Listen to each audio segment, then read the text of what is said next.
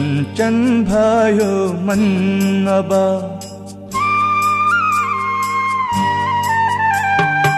कञ्चन भयो मन अब जगतमा ज्योति फैलिएको छ कञ्चन भयो मन अब जगतमा ज्योति फैलिएको छ गुडे गुडीले भरेर सुबास छरिएको छ गुडे गुडीले भरेर सुबास छरिएको छ कञ्चन भयो मन अब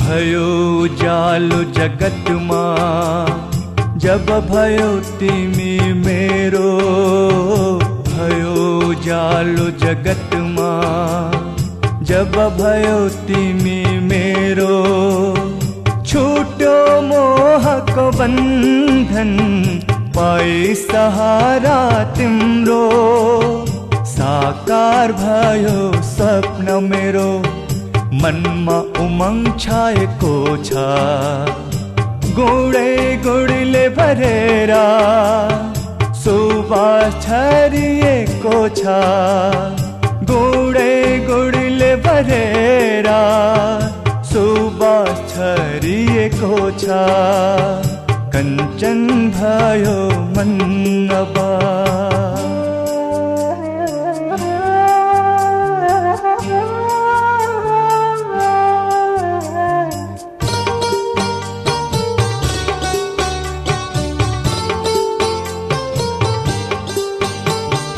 पाएर साथ तिम्रो धन्य भयो जीवन पाएर साथ तिम्रो धन्य भयो जीवन टुट्यो लोभको पासो आनन्दित भयो यो मन खुसिया पार पाएर हर्ष विभोर भएको छ गुडे गुडीले भरेर सुबास छरिएको छ गुडे गुडीले भरेर सुबास छरिएको छ कञ्चन भयो मन अब जगतमा ज्योति फैलिएको छ कञ्चन भयो मन अब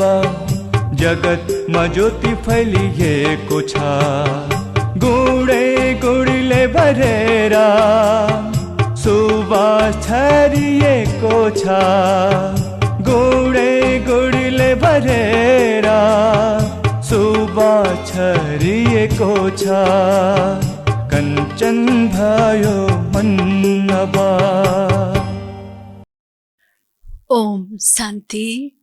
आज 2078 साल श्रावण 7 गते बिहिबार तदनुसार 22/8/2021 को बाबाको मधुर महावाणी छ। आज बाबाले सारमा बताउनु भएको छ, मिठे बच्चे वृक्षपति बाबाले तिमी बच्चाहरूमा बृहस्पतिको दशा बसाउनु भएको छ। अब तिमी अविनाशी सुखको दुनियाँमा जाँदैछौ। बाबा वृक्षपति हुनुहुन्छ। त वृक्षपति बाबाले हामी माथि बृहस्पतिको दशा लगाइदिनु भएको छ।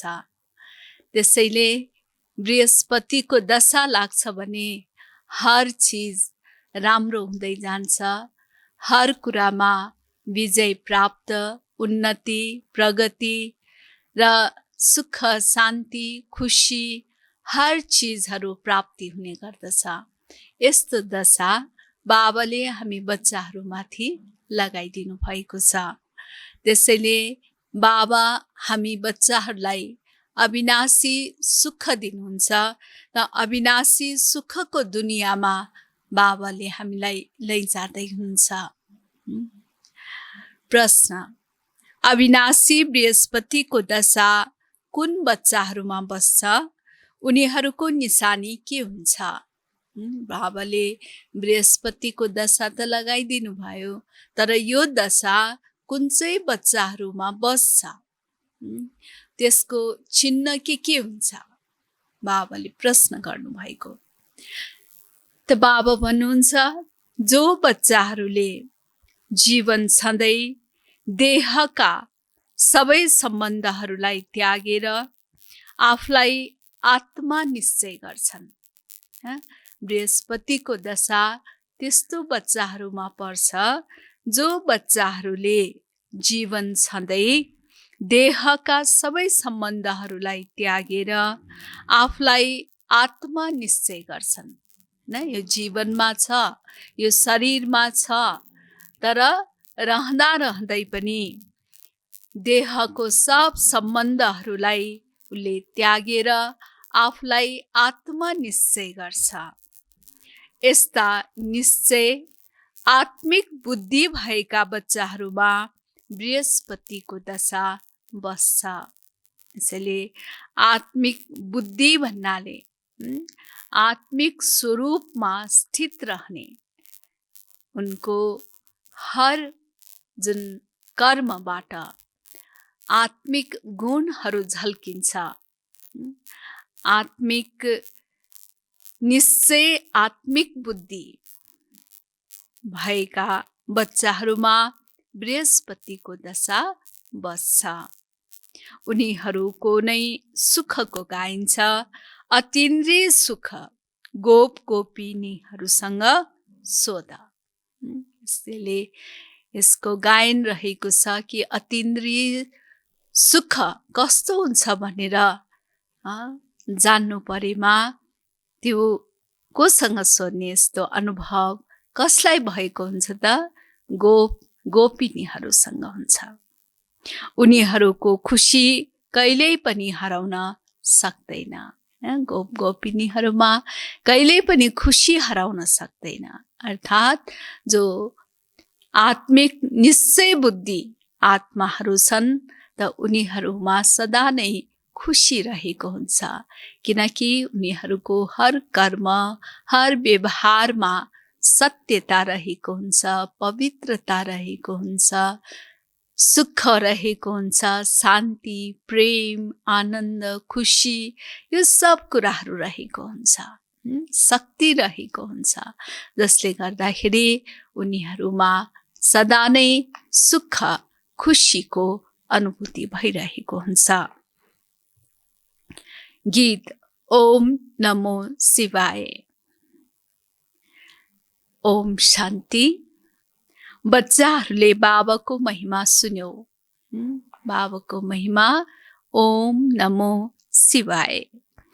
आजको दिनलाई भनिन्छ नै वृक्षपति डे, अर्थात् जसलाई बृहस्पतिबार पनि भनिन्छ। बृहस्पतिबार, सद्गुरुबार भन्ने गरिन्छ। यसलाई नै गुरुबार पनि भनिन्छ। न केवल गुरुबार, सद्गुरुबार। बङ्गालमा यसलाई धेरै मान्छन्। गायन गरिन्छ मनुष्य सृष्टिको बीज रूप, त्यसैले वृक्षपति भन्छन्।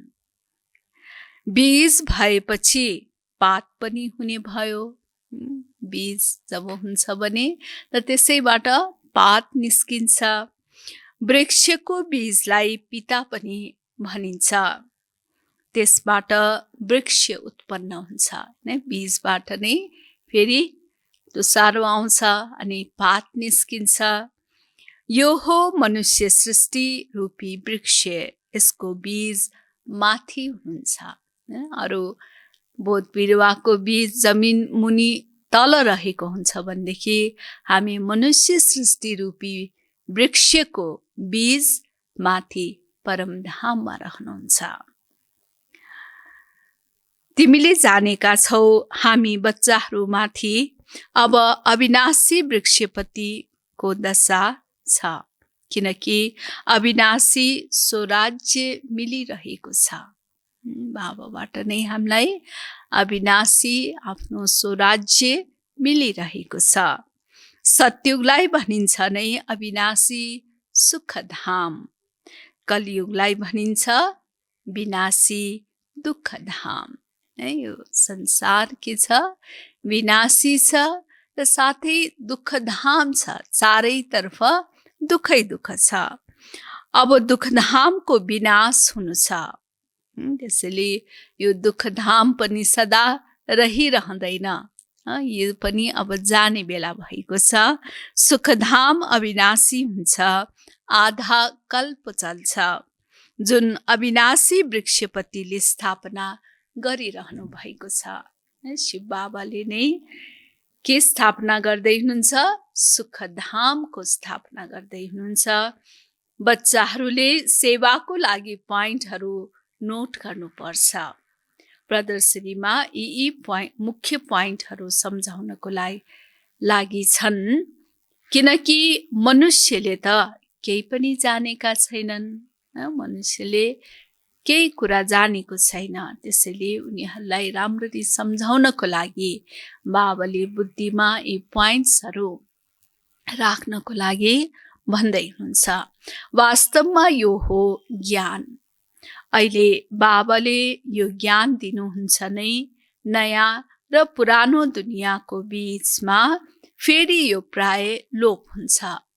नयाँ दुनियाँको सुरुवात र पुरानो दुनियाँको अन्तको जुन बीचको समय, जसलाई पुरुषोत्तम सङ्गम युग भनिन्छ, त यसै समयमा नै परमात्माले यो नयाँ ज्ञान दिनुहुन्छ र फेरि यो ज्ञान प्राय लोप हुन्छ।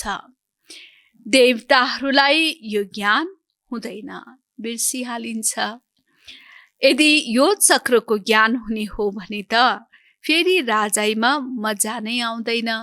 सतयुगमा यदि अब फेरि द्वापर कलियुग आउँछ भन्ने यस्तो किसिमको स्मृति रहेको खण्डमा फेरि त्यो सतयुगी राजाइको मजा रहँदैन, त्यो खुसी कायम रहँदैन। अहिले पनि तिम्रो विचार चल्छ नि, के राज्य लिएर फेरि हाम्रो यही हालत हुन्छ? त हामीलाई थाहा छ अहिले कि हामीले राज्य प्राप्त गर्छौँ अनि फेरि तल बिस्तारै झर्दै आउँछौँ। त फेरि झर्नुपर्छ भने फेरि त्यो राज्यको के? त फेरि यस्तो पनि सङ्कल्प आउन सक्छ। त्यसैले बाबा भन्नुहुन्छ, तर यो त ड्रामा बनेको छ, चक्र घुम्नु नै छ। विश्वको इतिहास भूगोल दोहोरिरहन्छ। इतिहास भूगोल यो चक्र घुमिरहेको हुन्छ। कसरी दोहोरिरहेको छ यो तिमी बच्चाहरूलाई थाहा छ। यो हो मनुष्य सृष्टि। तिम्रो बुद्धिमा मूल वतनको वृक्ष पनि छ। मूल वतनमा पनि आत्माको झाड रहेको हुन्छ। सेक्सन सबैको अलग अलग छ। यो कुरा कसैको बुद्धिमा कहिल्यै हुँदैन। कुनै शास्त्रमा पनि लेखिएको छैन हामी आत्मा वास्तवमा शान्ति धामका निवासी हौँ। यो कुराहरू शास्त्रमा उल्लेख छैन। त्यसैले बाबा भन्नुहुन्छ कि हामी आत्मा वास्तवमा शान्ति धामका निवासी हौँ, अविनाशी हौँ, कहिल्यै विनाश हुँदैन। हाम्रो आत्माको कहिल्यै पनि विनाश हुँदैन। यसको अवस्था फरक फरक हुन्छ, तर विनाश कहिल्यै पनि हुँदैन। उनीहरूले सम्झन्छन् पानीको बुँद पानीबाट निस्केर फेरि उसैमा मिसिन्छ। जस्तो पानी छ, पानीबाट फोका निस्क्यो अनि फेरि त्यो त्यही पानीमा गएर मिल्छ भन्ने यस्तो किसिमको धारणा रहेको छ। त्यसैले आत्मा परमात्माबाट उछिटिएर आयो अनि फेरि गएर परमात्मामा नै विलिन हुन जान्छ भन्ने यस्तो किसिमको धारणा रहेको छ। त बाबाले यसलाई स्पष्ट बताउनु भयो कि आत्मा त अविनाशी छ।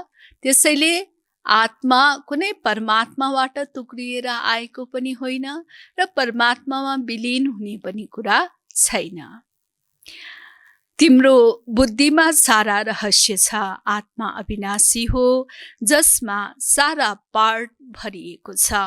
यो चक्रको ज्ञान कुनै शास्त्रमा छैन। हुन त कहीँ स्वस्तिका पनि देखाउँछन्। चक्र देखाउनको लागि केवल यसरी रेखा लगाइदिन्छन्, जसबाट सिद्ध हुन्छ अनेक धर्म थिए। बाबाले सम्झाउनु भएको छ, मुख्य धर्म र शास्त्र हुन् 4। मुख्य धर्म 4 छन् र तिनका शास्त्र पनि 4 छन्। सत्युग त्रेतामा त कुनै धर्म स्थापना हुँदैन, न त्यहाँ कुनै धर्मशास्त्र हुन्छ। यो सबै द्वापरदेखि सुरु हुन्छ। सत्युग त्रेतामा कुनै किसिमको धर्मशास्त्र रहेको हुँदैन। हरेकको जीवन नै धार्मिक रहेको हुन्छ, अर्थात् सत्यता पवित्रता सम्पन्न भएको हुन्छ। त्यसैले त्यहाँ कुनै शास्त्रको आवश्यकता नै पर्दैन, किनकि ज्ञान युक्त जीवन रहेको छ। त यो शास्त्रहरू सबै फेरि द्वापरदेखि सुरु हुन्छ। फेरि हेर कति वृद्धि हुन्छ। ठिक छ, गीता कहिले सुनाइयो? बाबा भन्नुहुन्छ, म कल्पको सङ्गम युगमा नै आउँछु। वास्तवमा गीता ज्ञान यस पुरुषोत्तम सङ्गम युगमा नै परमात्माले दिनुहुन्छ। उनीहरूले फेरि कल्प शब्द निकालेर केवल सङ्गम युगे युगे लेखिदिएका छन्। युगे युगे र हरेक युग युगमा भगवानको अवतरण हुन्छ भनेर फेरि लेखिदिएका छन्। वास्तवमा सङ्गम युगमा अरू कसैले धर्म स्थापना गर्दैन। यस्तो होइन, त्रेताको अन्त्य द्वापरको आदिको सङ्गममा इस्लामी धर्म स्थापना भयो भनिन्छ। द्वापरमा स्थापना भयो। यो सङ्गमको सुनौलो समय हो, जसलाई कुम्भ भन्छन्। यो कलियुगको अन्त र सत्युगको आदिको यो सुनौलो सङ्गम युग छ। त यसैलाई नै कुम्भ पनि भनिन्छ। कुम्भमा मेला लाग्छ, स्नान गर्न जान्छन्। त यो सोच्छ कि त्यस स्नानबाट सब पाप कटिन्छ र आत्माले मुक्ति प्राप्त गर्छ। यो धारणा रहेको छ। वास्तवमा यस सङ्गममा ज्ञान स्नान गर्छौँ, जसबाट नै हामी सद्गति प्राप्त गर्छौँ। कुम्भ सङ्गमलाई भनिन्छ, यो हो आत्माहरू र परमात्माको मिलनको सङ्गम। यो रुहानी मेला सङ्गममा नै हुन्छ। आत्मा र परमात्माको मिलन मेला केवल यस सङ्गम युग, कलियुगको अन्त र सत्युगको आदको यो पुरुषोत्तम सङ्गम युगमा नै हुन्छ। उनीहरूले पानीको गङ्गाको नाम प्रत्यक्ष गरिदिएका छन्। ज्ञान सागर पतित पावनलाई चिनेकै छैनन्। उहाँले कसरी पतित दुनियाँलाई पावन बनाउनु भयो, यो कुनै शास्त्रमा छैन। अब तिमी बच्चाहरूलाई बाबा भन्नुहुन्छ, म एकलाई याद गर, देहका सबै धर्म त्याग। कसलाई भन्नुहुन्छ? बाबाले यो कुरा कसलाई भन्नुभएको हो त? कि देहको सबै धर्म त्याग, म एकलाई याद गर। कसलाई भन्नुभयो त? हामी आत्माहरूलाई। यसलाई भनिन्छ जीवन सधैँ मर्नु। मनुष्यले शरीर छोडेपछि देहका सबै सम्बन्ध छुट्छन्। जब आत्मा शरीरबाट निस्किन्छ त फेरि उसको सब सम्बन्धहरू, आमा बुवा छोरा छोरी मित्र सम्बन्ध आदि सब सम्बन्धहरू टुट्न पुग्छ, छुट्टिन्छ। यसैले बाबा भन्नुहुन्छ कि जसरी शरीर छोडेपछि सब सम्बन्ध छुट्छ, त हामी बच्चाहरूलाई यस शरीरमै रहँदै, यस जीवनमै रहँदै सब सम्बन्धहरूबाट बाबा अलग रहन सिकाउनुहुन्छ। अर्थात् देहको सब सम्बन्धहरूलाई भुल्न सिकाउनुहुन्छ। बाबा भन्नुहुन्छ, जति पनि देहका सम्बन्ध छन् ती सबै छोडेर आफूलाई आत्मा निश्चय गर।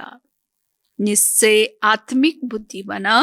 जति धेरै याद गर्छौ त्यति के हुन्छ त? जति हामी धेरै बाबालाई याद गर्छौँ, आत्मिक स्मृतिमा रहन्छौँ, त्यति हामीमा बृहस्पतिको दशा हुन्छ। जाँच गर, मैले शिव बाबालाई कति याद गर्छु। आफूलाई हेर्ने कि मेरो मन कहाँ जान्छ त? कति मेरो मनले बाबाको यादमा रहने गर्छ। परमात्माको यादमा मेरो मन कति दौडिन्छ त? यो आफूले आफूलाई चेक गर्ने। यदि कम याद गर्छु भने खिया पनि कम निस्कन्छ, खुसी पनि कम हुन्छ, पद पनि कम पाउँछु। आत्मा नै सतो रजो तमो बन्छ। यस समयको नै गायन हो गोप गोपिनीहरूको अतीन्द्रिय सुखको। यसैले समयमा नै गायन गरिएको छ अतीन्द्रिय सुख। सोध्नु परेमा कसलाई सोध्ने? गोप गोपीहरूलाई। शिव बाबा सिवाय अरू केही पनि याद नरहोस् अनि मात्रै खुसीको पारा चढ्छ। हामी माथि बृहस्पतिको दशा अथवा सद्गुरुको दशा छ। फेरि कहिल्यै खुसी हरायो भने भन्छन् बृहस्पतिको दशा परिवर्तन भएर राहुको दशा बसेको छ। कोही धेरै धनवान हुन्छन् तर कंगाल बन्न पुग्छन्। यहाँ नै ग्रहण लाग्दा भन्छन् दान दियो भने ग्रहण छुट्छ। त्यसैले भनिन्छ दे दान तो छुटे ग्रहण। तिम्रो देवी देवता धर्म पनि 16 कला सम्पूर्ण थियो, त्यसलाई ग्रहण लागेको छ। जुन देवी देवता धर्म जसमा 16 कला सम्पूर्ण सर्वगुण सम्पन्न देवी देवता थिए, त त्यसमा अहिले आएर यस समयमा ग्रहण लागेको छ। राहुको दशा बस्छ। त्यसैले देवताहरूको अगाडि गएर गाउँछन् हजुर सर्वगुण सम्पन्न, हामी पापी कपटी हौं। अहिले तिमीले बुझेका छौ राहुको ग्रहण लागेर सबै काला बनेका छन्। अहिले राहुको ग्रहण लागेर सबै आत्माहरू कालो बनेको छ। चन्द्रमाको अन्तिममा औँसीमा रेखा मात्र बाँकी रहन्छ, हैन? सानो रेखा मात्रै बाँकी रहन्छ। बाबाले पनि सम्झाउनुहुन्छ तिमी देवी देवताहरूका पनि चित्र छन्। गीता नै आदि सनातन देवी देवता धर्मको शास्त्र हो। तर यिनले आफ्नो धर्मको विषयमा पनि जानेका छैनन्। धर्मका प्रमुखहरूको सम्मेलन गर्छन्। तिमीले त्यहाँ पनि सम्झाउन सक्छौ ईश्वर सर्वव्यापी त हुनुहुन्न, उहाँ त बेहदका बाबा हुनुहुन्छ।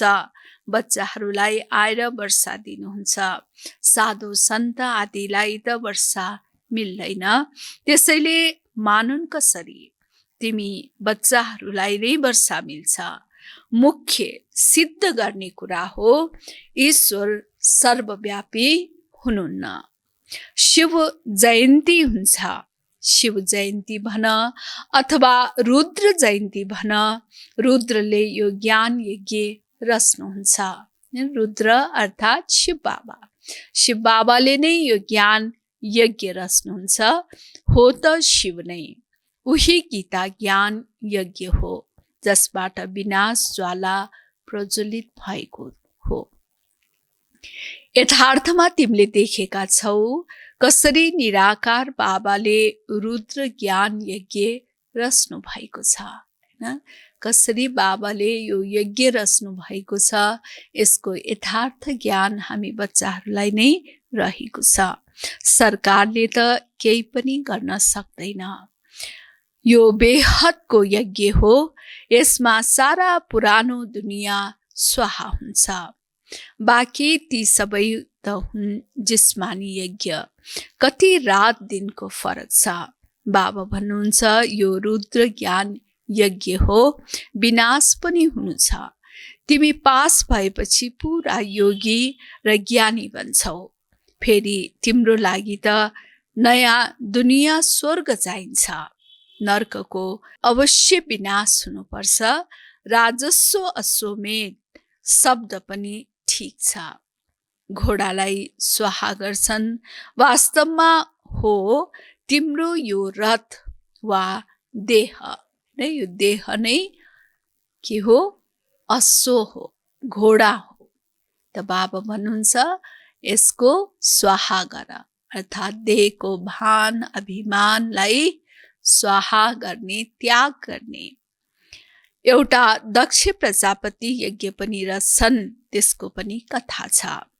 अब तिमी बच्चाहरूलाई कति खुसी हुनुपर्छ। हामीलाई वृक्षपति बाबाले पढाइरहनु भएको छ। हामी माथि अब बृहस्पतिको दशा छ। हाम्रो अवस्था धेरै राम्रो छ। फेरि चल्दा चल्दै लेख्छन्, बाबा हामी त अल्मलियौँ। पहिला हामी धेरै खुसीमा थियौँ, अब थाहा छैन के भएको हो। नयाँमा कति जोस जाँगर, खुसी, उमङ्ग, उत्साह रहेको हुन्छ। अनि बिस्तारै पछि फेरि त्यो नसा, जोस जाँगर कम हुन जान्छ।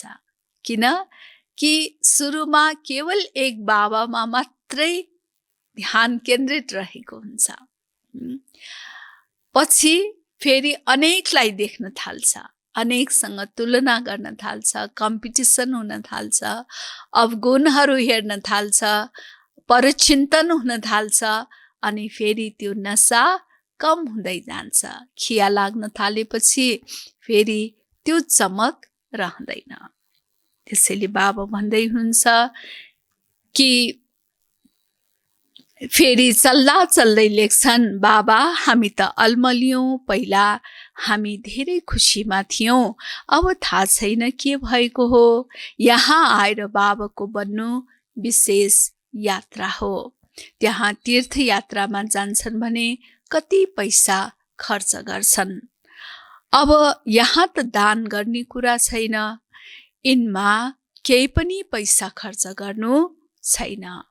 ती हुन् जिस्मानी यात्रा, तिम्रो हो रुहानी यात्रा, हैन? हामी आत्मा मन बुद्धिद्वारा यात्रा गर्ने गर्छौँ। जिस्मानी यात्राबाट केही पनि फाइदा छैन।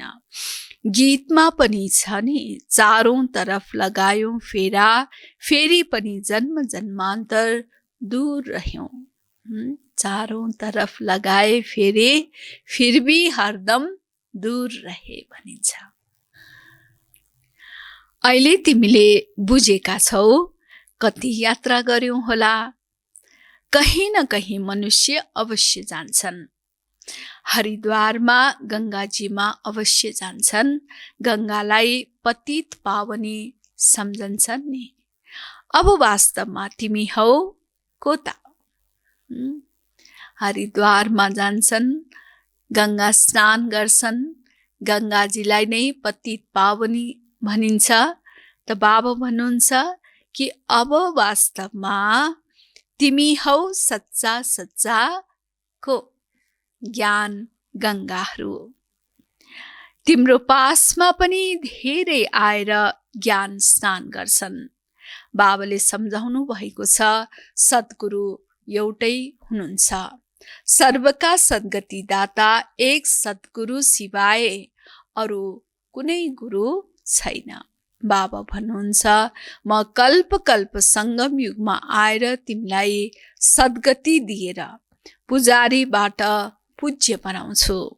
फेरि तिमी पुजारी बनेर दुखी बन्छौ, यो पनि अहिले थाहा भएको छ। वास्तवमा आधा कल्प हाम्रो राज्य चल्छ। फेरि द्वापरमा हामी देवी देवता नै वाम मार्गमा जान्छौं। रावण राज्य सुरु भएदेखि नै वाम मार्ग सुरु हुन्छ। त्यसका पनि निशानी छन्। जगन्नाथको मन्दिरमा भित्र कालो मूर्ति छ, बाहिर देवताहरूका गन्दा चित्र छन्।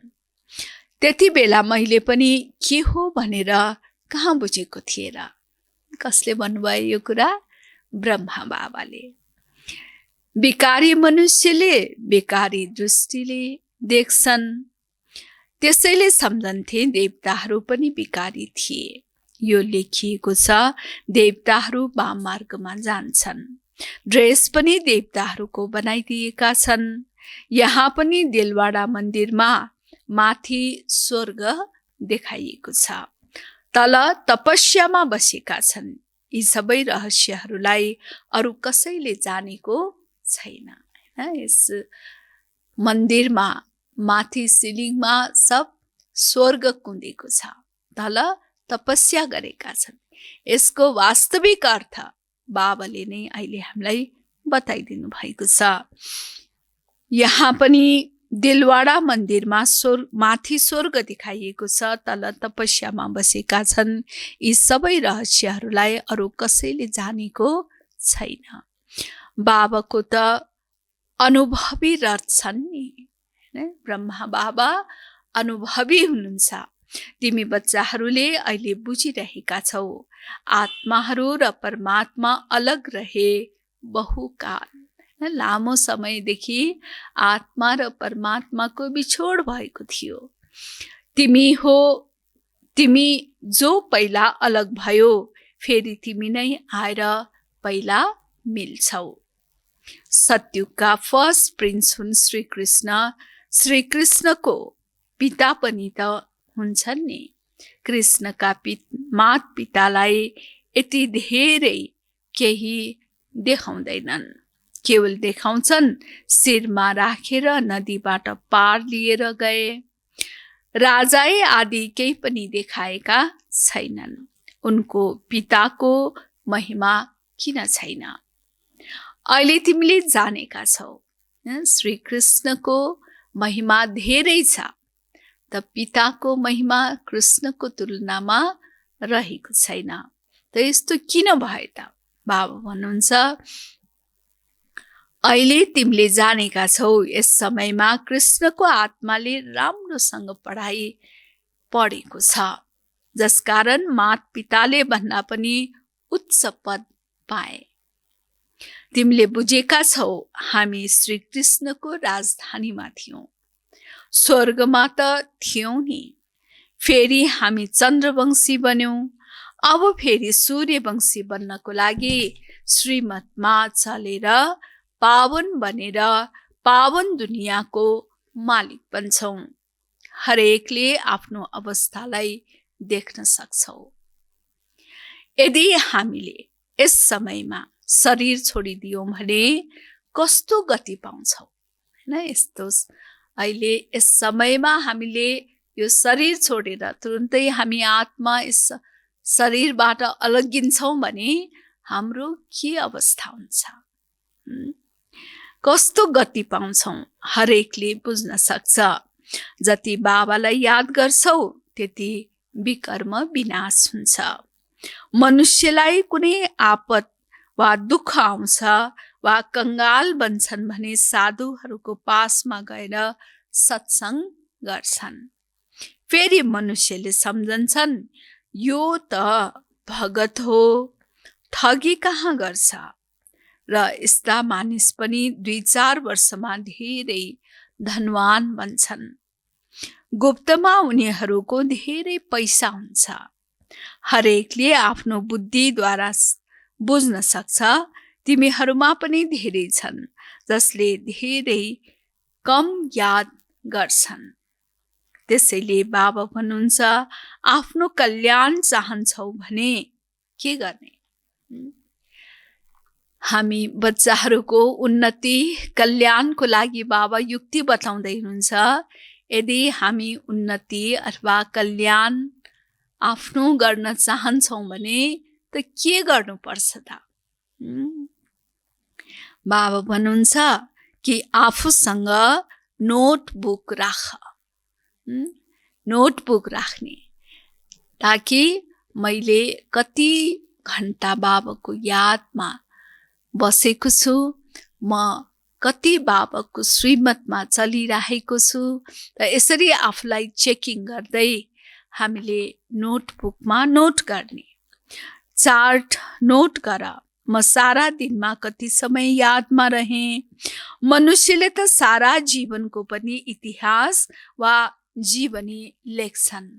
मनुष्यले डायरी बनाउँछन्, आफ्नो जीवन कहानी लेख्छन्, आफूले जीवनमा गरेका जुन कुराहरू छन् अथवा जुन घटनाहरू घटेका छन् ती सब कुराहरू डायरीमा नोट गरेको हुन्छ, ताकि भविष्यमा अरूले पनि पढेर त्यसको बारेमा जानकारी राखुन् भन्ने हिसाबले। त बाबा भन्नुहुन्छ मनुष्यले त सारा जीवनको पनि इतिहास वा जीवनी लेख्छन्, तिमीले त केवल यादको चार्ट लेख्नु छ, आफ्नै उन्नति हुन्छ। बाबालाई याद गर्दैनौ भने उच्च पद पाउन सक्दैनौ। विकर्म विनाश नै हुँदैन भने उच्च पद कसरी पाउँछौ? हाम्रो विकर्म विनाश हुँदैन भने फेरि सजाय खानु पर्ने हुन्छ। त सजाय खाएपछि फेरि कसरी हामी उच्च पद प्राप्त गर्न सक्छौँ? त्यसैले बाबाको बच्चा बनेर, भगवानको हामी विद्यार्थी भएर हामी कहिल्यै फेल हुन नपरोस्, कहिल्यै सजाय खान नपरोस्। त यसमा हामीले विशेष ध्यान राख्ने। त यसरी आफूले आफूमा ध्यान राख्नु, यो नै स्वयं प्रतिको प्यार गर्नु हो। त्यसैले बाबा भन्नुहुन्छ विकर्म विनाश नै हुँदैन भने उच्च पद कसरी पाउँछौ? फेरि सजाय खानुपर्छ। जसले सजाय खाँदैनन् उनीहरूलाई पद राम्रो मिल्छ। सजाय खाएर सानो पद पाउनु त्यो के कामको? सजाय पनि हौ अनि फेरि गएर अलिकति पद पाउँछ भने त्यसको कुनै अर्थ रहँदैन। ताकि हामीले सजाय खानै नपरोस्, जसले गर्दा हामी उच्च पदको अधिकारी बन्न सकौँ। धर्मराजको सजाय खानु नपरोस्, बेइज्जती नहोस्, यो पुरुषार्थ गर्नु छ। कुन पुरुषार्थ गर्ने? के गर्ने? कि सजाय खाने कुनै पनि कर्म नगर्ने। त्यसैले हामीले कुनै किसिमको सजाय खान नपरोस्, बेइज्जती नहोस्, यो कुरामा हामीले विशेष ध्यान राख्ने। तिमीले देख्छौ शिव बाबा बसिरहनुहुन्छ, फेरि धर्मराज पनि हुन्छन्। तिमीलाई सबै साक्षात्कार गराइन्छ। तिमीले यो गरेका थियौ, याद छ? अब खाऊ सजाय। जब सजाय दिन्छ त्यति बेला यत्तिकै सजाय दिँदैन। बाबा भन्नुहुन्छ त्यति बेलामा पनि साक्षात्कार हुन्छ कि हामीले के कर्म गरेका थियौँ, अनि फेरि सजाय त्यसअनुसार हामी पाउँछौँ। यसैले बाबा हामी बच्चाहरूलाई पहिले नै सावधान गराउनुहुन्छ र बाबा भन्नुहुन्छ कि तिमीलाई सबै साक्षात्कार गराइन्छ। तिमीले यो गरेका थियौ, याद छ? अब खाऊ सजाय। फेरि उसै समयमा सजाय त्यति नै खान्छन् जति जन्म जन्मान्तर खान्छन्। यसरी जन्म जन्मान्तर धेरै लामो सजाय खाएको जस्तै एकछिनमा केही समयमा नै त्यो सजाय भोगेको अनुभूति हुन्छ। बाबा भन्दै हुनुहुन्छ फेरि उसै समयमा सजाय त्यति नै खान्छन् जति जन्म जन्मान्तर खान्छन्।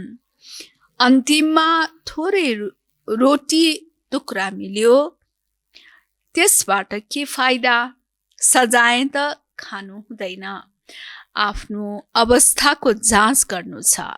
जस्तै खाता हेर्छन्, कसैले 6 महिनाको, कसैले 12 महिनाको, कसैले त हरेक दिनको पनि हेर्छन्। हिसाब कति आम्दानी खर्च भयो त यो हिसाब कसैले त दिनदिनै हेर्ने गर्छ, कसैले हप्ता दिनमा हेर्ने गर्दछ, कसैले महिना दिनको एकचोटि हेर्ने गर्छ। बाबा भन्नुहुन्छ तिमी पनि व्यापारी हौ। कोही बिरलै व्यापारीले बेहदको बाबासँग व्यापार गर्छन्। हैन। यसरी बाबासँग व्यापार गर्ने कोही कोही कोटोमा कोही मात्रै हुन्छन्। यसैले बाबा भन्नुहुन्छ कोही बिरलै व्यापारीले बेहदको बाबासँग व्यापार गर्छन्। धन नभए पनि तन मन त छ नि। उहाँलाई सराप पनि भन्छन्। साटफेर गर्नुहुन्छ नि। तिमीले तन मन धन दिन्छौ, त्यसको सट्टामा 21 जन्मको लागि कति वर्ष पाउँछौ? बाबालाई हामी यस समयमा तन मन धन दिन्छौँ, अर्थात् तन मन धनबाट हामी सहयोगी बन्छौँ। तर सहयोग हामीले गरेको होइन कि यो हामीले आफ्नै लागि, आफ्नै भाग्य बनाउनको लागि हामीले प्रयोग गर्छौँ हैन। बिना इन्भेस्टमेन्ट ब्याज त पाउन सक्दैन। त्यसैले हामीले बिना बीज रुख त उम्रिँदैन। त हामीले पनि तन मन धनको बीज रोप्छौँ, त फेरि हामी 21 जन्मको लागि वर्षा प्राप्त गर्छौँ। बाबा म हजुरको हुँ। यस्तो युक्ति बताउनुहोस् जसद्वारा हाम्रो आत्मा र शरीर यी लक्ष्मी नारायणको जस्तो बनोस्। बाबा भन्नुहुन्छ मैले तिमीलाई कति गोरो बनाउँछु। बाबा हामीलाई गोरो बनाउनुहुन्छ ज्ञान रत्नले श्रृङ्गार गराएर। त हामी आत्मा फेरि पनि धुलोमा लटपटिन जान्छौँ, फोहोरी हुन जान्छौँ। त्यसैले बाबा भन्नुहुन्छ म कति तिमीहरूलाई गोरो बनाउन आएको छु। एकदम रूप नै फेरिदिन्छु। अर्को जन्ममा तिमीलाई फर्स्ट क्लास शरीर मिल्छ। तिमीले आफूलाई वैकुण्ठमा पनि देख्छौ। तिमीले जानेका छौ मम्मा बाबा फेरि लक्ष्मी नारायण हुनुहुन्छ। लक्ष्य उद्देश्य पनि देखाउँछु।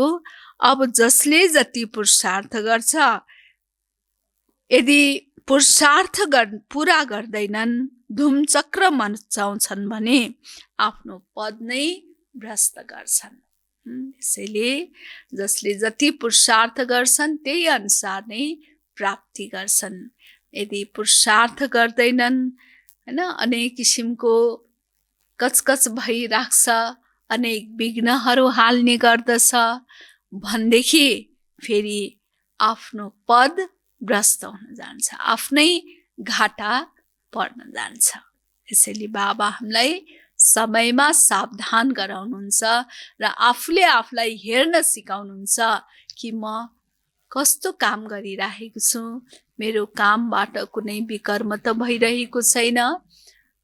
त यसरी स्वयंमा चेकिङ गर्नको लागि बाबा बताउनुहुन्छ। अच्छा, मिठे मिठे सिकिला थे बच्चाहरूप्रति माता पिता बाप दादाको याद प्यार एवं गुड मर्निङ। रूहानी बाबाको रूहानी बच्चाहरूलाई नमस्ते। रूहानी बच्चाहरूको रूहानी बाप दादालाई याद प्यार गुड मर्निङ एवं नमस्ते। धारणाको लागि मुख्य सार पहिलो छ, आफ्नो अवस्थाको जाँच स्वयंले नै गर्नु छ। मेरो अवस्था कस्तो बनिसकेको छ त यो थाहा पाउनको लागि आफ्नो जाँच आफैले नै गर्ने।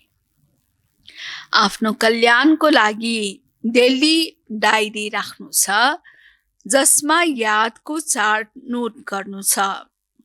दिनभरिमा मैले बाबाको याद कति समय गरेँ ती सब कुराहरू नोट गर्ने र आफ्नो कल्याणको लागि के गर्ने, हरेक दिन डायरी लेख्ने। दोस्रो छ, बेहदको बाबासँग सच्चा व्यापार गर्नु छ। आफ्नो तन मन धन बाबालाई अर्पण गरेर 21 जन्मको लागि रिटर्न लिनु छ। निश्चय बुद्धि बनेर आफ्नो कल्याण गर्नु छ। बाबा भन्नुहुन्छ कि बेहदको बाबासँग सच्चा व्यापार गर्नु छ। बाबाबाट लियो, अरूलाई दियो। आफ्नो तन मन धन बाबालाई अर्पण गरेर 21 जन्मको लागि रिटर्न दिनु छ। निश्चय बुद्धि बनेर आफ्नो कल्याण गर्नु छ। निश्चय बुद्धि बनेर आफ्नो कल्याण गर्नु छ। वरदान, पहिलो श्रीमतमा विशेष ध्यान दिएर फाउन्डेसनलाई मजबुत बनाउने सहज योगी भव। पहिलो श्रीमतमा विशेष ध्यान दिएर फाउन्डेसनलाई मजबुत बनाउने सहज योगी भव। बाबाको पहिलो श्रीमत के छ त? आफूलाई आत्मा सम्झेर बाबालाई याद गर्ने। बाप दादाको नम्बर 1 श्रीमत हो आफूलाई आत्मा सम्झेर बाबालाई याद गर्नु। यदि आत्माको सत्ता आफूलाई साधारण शरीरधारी सम्झन्छौँ भने याद टिक्न सक्दैन। हैन, जस्तो जस्तो याद त्यही अनुसार नै हामीमा संकल्पहरू चल्ने गर्दछ। त्यही अनुसार भावनाहरू उत्पन्न हुने गर्दछ। त्यसैले जब हामी आत्मा सम्झिन्छौँ भने स्वाभाविक रूपले बाबाको याद पनि रहन्छ। र यदि आफूलाई साधारण शरीरधारी सम्झिन्छौँ भने अनि फेरि बाबाको याद निरन्तर रहन सक्दैन। देहधारीको नै याद रहन्छ। देह सम्झिन्छ त देहधारी मित्र सम्बन्धी काका मामा चाचा आदि याद रहन्छ।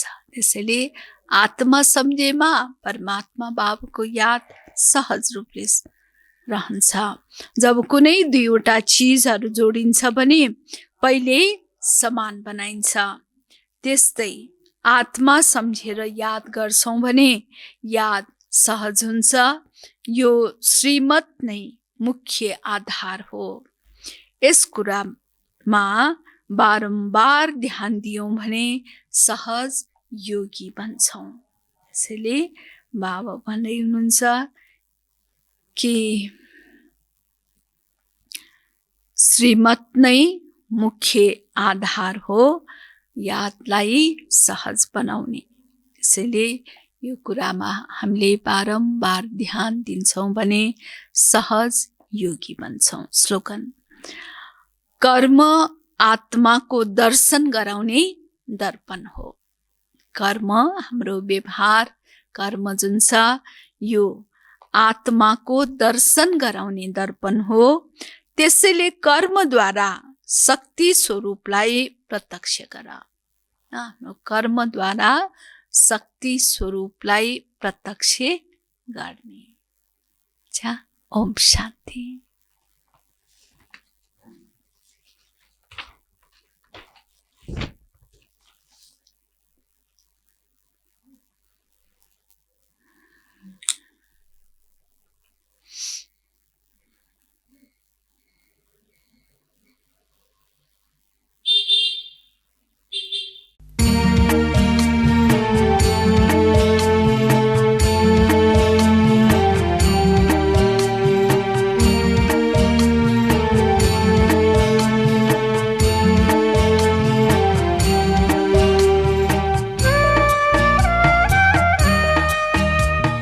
राजयोगीको हृदयमा आज खुसीको लहर छाएको छ।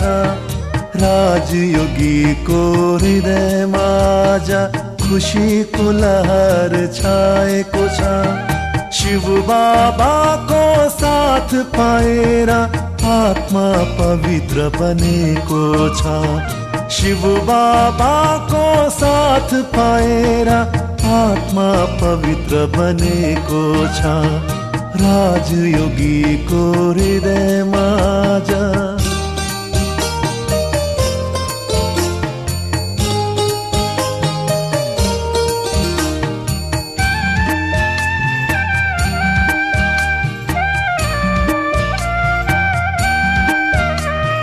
प्रभुको अमूल्य ज्ञानले आत्मा उज्यालो भएको छ।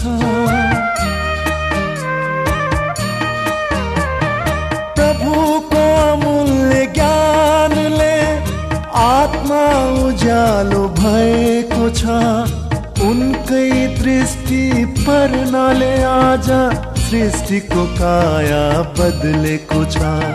सर्वगुणको असीम भण्डार बाबाले हामीलाई दिएको छ। सर्वगुणको असीम भण्डार बाबाले हामीलाई दिएको छ। शिव बाबाको साथ पाएर आत्मा पवित्र बनेको छ।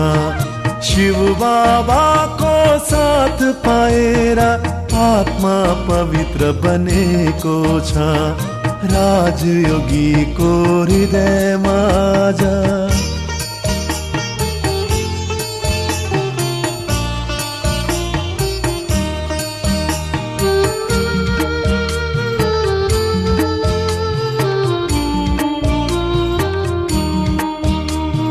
परमेश्वरको साथ पाएर आत्मा शक्ति बढेको छ।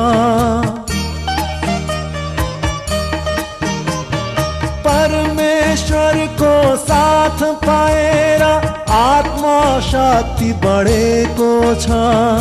भाग्यको उदय गरेर आज मानव देव बनेको छ। पुष्प वर्षा गरेर जगतमा सुगन्ध फैलिएको छ। पुष्प वर्षा गरेर जगतमा सुगन्ध फैलिएको छ। शिव बाबाको साथ पाएर आत्मा पवित्र बनेको छ। शिव बाबाको साथ पाएर आत्मा पवित्र बनेको छ। राजयोगीको हृदयमा आज खुशीको लहर छाएको छ। राजयोगीको हृदयमा आज खुशीको लहर छाएको छ। शिव बाबाको साथ पाएर आत्मा पवित्र बनेको छ। शिव बाबाको साथ पाएर आत्मा पवित्र बनेको छ। राजयोगीको हृदयमा आज